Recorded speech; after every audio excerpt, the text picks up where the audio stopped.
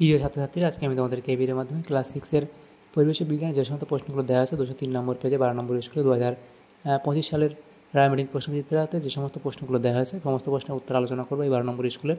তোমরা শুরু থেকে শেষ অবধি অবশ্যই দেখবে ভিডিওটা। চ্যানেলে যদি নতুন হয়ে থাকে অবশ্যই তোমরা চ্যানেলটাকে সাবস্ক্রাইব করে রাখবে পরবর্তী যে স্কুলগুলো আছে সেগুলোর প্রশ্ন উত্তর পাওয়ার জন্য, এবং এর আগের যে স্কুলগুলো ছিল সেগুলোর প্রশ্ন উত্তর আমরা আলোচনা করে দিয়েছি। তোমরা প্লেলিস্ট থেকে সেগুলো পেয়ে যাবে, অবশ্যই সেই প্রশ্ন উত্তরগুলো দেখে নিও। আর আজকে আমরা আলোচনা করবো এই 12 নম্বর স্কুলের প্রশ্নোত্তরগুলো, এবং এই যে স্কুলের প্রশ্নোত্তর আমরা আলোচনা করব তোমরা পরবর্তীতে এই স্কুলগুলোর প্রশ্নোত্তর তোমরা পিডিএফ পেয়ে যাবে আমাদের টেলিগ্রাম চ্যানেল থেকে। ডেসক্রিপশনে আমাদের টেলিগ্রাম চ্যানেলের লিঙ্ক দেওয়া আছে, সেখান থেকে তোমরা চাইলে যুক্ত হতে পারবে টেলিগ্রাম চ্যানেলে। এই 12 নম্বর স্কুলে দেখো প্রশ্ন দেওয়া আছে কি 9টা এমসিকিউ টাইপ প্রশ্ন দেওয়া আছে। প্রথমে একের দাগে বলা আছে সঠিক উত্তরটি নির্বাচন করে লেখো যে কোনো 9টি। প্রথম প্রশ্ন, এখানে 12টা প্রশ্ন দেওয়া আছে, 9টা করতে হবে। প্রথম প্রশ্ন, কুইনাইন ওষুধ তৈরি হয় যে গাছের ছাল থেকে, সেটি হচ্ছে কি সিংকোনা গাছের ছাল থেকে কুইনাইন তৈরি হয়। এরপরে প্রশ্ন, ইউরিয়া একটি, তাহলে ইউরিয়া একটি কি রাসায়নিক সার, কোনটি কীটনাশক, তাহলে এগুলোর মধ্যে কোনটি কীটনাশক, সেটা হচ্ছে কি ম্যালাথিয়ন। এরপরে লোহায় মরচে পড়া কোন ধরনের পরিবর্তন, তাহলে লোহায় মরচে যদি একবার পড়ে যায় তাহলে সে লোহা কি আর ভালো হবে না। তাহলে যেখান থেকে একবার কোনো একটা জিনিস থেকে একটা জিনিস তৈরি হয়ে যাবে সেখানে যদি ফিরে না আসা যায় তাহলে সেটা রাসায়নিক পরিবর্তন।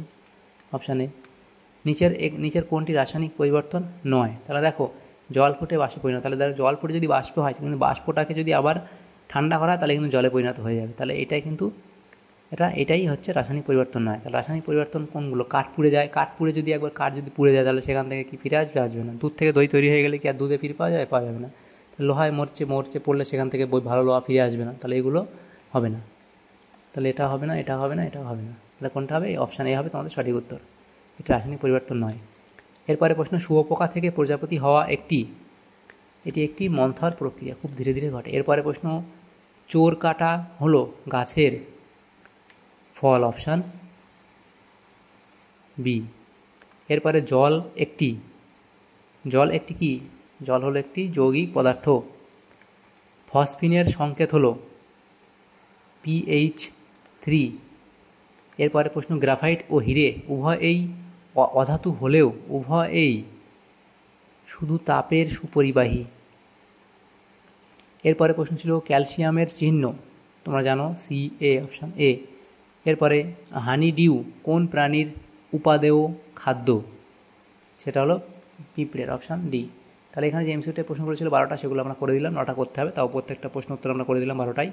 এরপরে যে প্রশ্নগুলো আছে দেখো, পরের প্রশ্নগুলো হচ্ছে 2 দাগের প্রশ্ন, শূন্যস্থান পূরণ করো যে কোনো 6টি। প্রথম প্রশ্ন, আমাদের চোখ ভালো রাখতে সাহায্য করে ভিটামিন এ।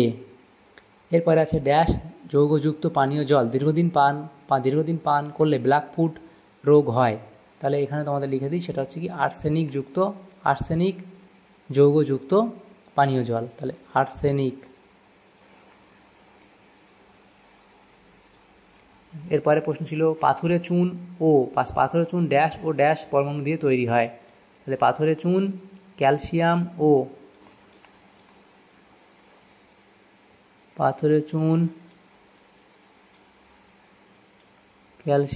ও অক্সিজেন পরমাণু দিয়ে তৈরি।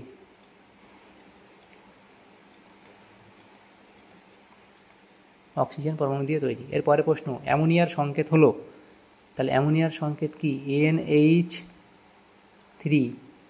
কোনো জিনিসে লোহার গুঁড়ো মিশে থাকলে ওই জিনিস থেকে লোহার গুঁড়ো আলাদা করতে ড্যাশ ব্যবহার করা হয়, তাহলে তোমরা জানো তো চৌম্বক ব্যবহার করলে তোমরা সেখান থেকে লোহার গুঁড়োগুলো চৌম্বকের সাথে লেগে যাবে, তাহলে চৌম্বক ব্যবহার করা হয়।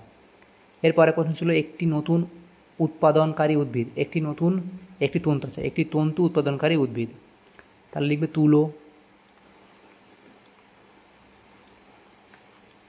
এরপরে প্রশ্ন, আমাশয়ের জীবাণু মানব শরীরে ড্যাশ অঙ্গে বাসা বাঁধে, তাহলে মানুষের এটা হবে অন্ত্রে বাসা বাঁধে। এরপরে প্রশ্ন ছিল 3 দাগে, নিচের প্রশ্নগুলি অতি সংক্ষিপ্ত উত্তর দাও যে কোনো 3টি। তাহলে প্রথম প্রশ্ন কি আছে, সেটা হচ্ছে যে বলা হয়েছে কি 3 দাগের প্রথম প্রশ্ন, এখানে দেখো সিল্ক কোথা থেকে পাওয়া যায়, তাহলে সিল্ক কোথা থেকে পাওয়া যায়, রেশম মথ থেকে পাওয়া যায়, তাহলে সিল্ক পাওয়া যায় রেশম মথ থেকে। দুধ থেকে দই উৎপন্ন করে কোন অণুজীব, সেটা হবে ল্যাক্টোব্যাসিলাস।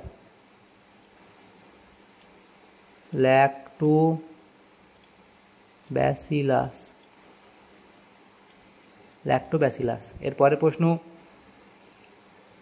কি বলা হয়েছে, সবজি টুকরো টুকরো করে কেটে রান্না করলে তাড়াতাড়ি সিদ্ধ হয় কেন? তাহলে লিখবি বাড়িতে রান্নার সময় তারা তরকারি গোটা অবস্থায় না রেখে ছোট ছোট ছোট টুকরো করে কাটা হয়। কারণ কি? ছোট টুকরো করলে সেগুলি তাড়াতাড়ি সেদ্ধ হয়।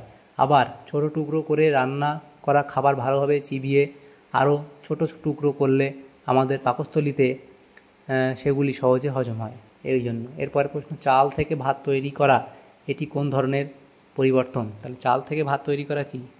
এটি হচ্ছে একটি রাসায়নিক পরিবর্তন। এটি হলো একটি রাসায়নিক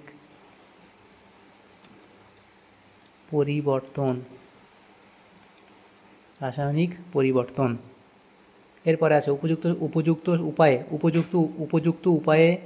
তাহলে কি? উপযুক্ত উপায়ে জলের মধ্য দিয়ে তড়িৎ চালনা করার ফলে কোন কোন গ্যাসীয় পদার্থ উৎপন্ন হয়? হাইড্রোজেন ও অক্সিজেন।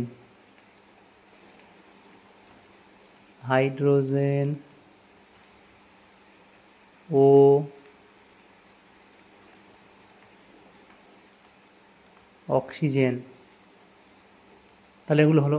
এরপরে প্রশ্নগুলো কি আছে? 4 দাগের প্রশ্ন বলা আছে, নিচের প্রশ্নগুলি উত্তর দাও। প্রথম প্রশ্ন, পরজীবিতা কাকে বলে? উদাহরণ দাও। তাহলে পরজীবিতা কাকে বলে লিখবে তোমরা এখান থেকে শুরু করে এ অবধি পরজীবিতার উদাহরণ তোমরা দেবে। তাহলে একটা উদাহরণ এ অবধি লিখলেই হয়। আমি 3টে উদাহরণ দিয়েছি, তোমরা এর মধ্যে থেকে একটা উদাহরণ লিখলে হবে। এরপরে প্রশ্ন 2 দাগের প্রশ্ন, জল ও বালির মিশ্রণ থেকে কি কি উপায়ে বালি পৃথক করা এ অবধি লিখবে। এরপরে ম্যাগনেসিয়াম ধাতুর ফিতেতে বাতাসের উপস্থিতিতে আগুন ধরালে সাদা এক প্রকার গুঁড়ো তৈরি হয় কেন? সেটা তোমরা লিখবে। এখান থেকে তোমরা এ অবধি লিখতে পারো, বা এখান থেকে এ অবধি ডিটেলস তোমরা লিখতে পারো। এরপরে পাউরুটির গায়ে ছোট ছোট ফুটো থাকে কেন? সেটা অবধি লিখবে। তারপরে দেখো আছে ভৌত পরিবর্তন, রাসায়নিক পরিবর্তনের মধ্যে পার্থক্য। তাহলে ভৌত পরিবর্তনের রাসায়নিক পরিবর্তন, ভৌত পরিবর্তনের সংজ্ঞা লিখবে, রাসায়নিক পরিবর্তনের সংজ্ঞা, তার স্থায়িত্ব, উদাহরণ, পরিবর্তনের কারণ এবং অভিমুখ ইত্যাদি উপর ভিত্তি করে অবধি লিখবে। এরপরে আছে রেল লাইনের জোড়ার মুখে ফাঁক রাখা হয় কেন? রেল লাইনের জোড়ার মুখে কেন ফাঁক রাখা হয় সেটা তোমরা অবধি লিখে দেবে। এরপরের প্রশ্ন, আচ্ছা দেখো, তাহলে আমাদের এই সমস্ত প্রশ্নগুলো ছিল। তাহলে আমাদের যে 12 নম্বর স্কুল ক্লাস 6-এর আমাদের যে পরিবেশ ও বিজ্ঞান যে প্রশ্নগুলো ছিল ক্লাস 6-এর 12 নম্বর স্কুলের সমস্ত প্রশ্নের উত্তর আমরা আলোচনা করলাম আজকে এই ভিডিওর মাধ্যমে।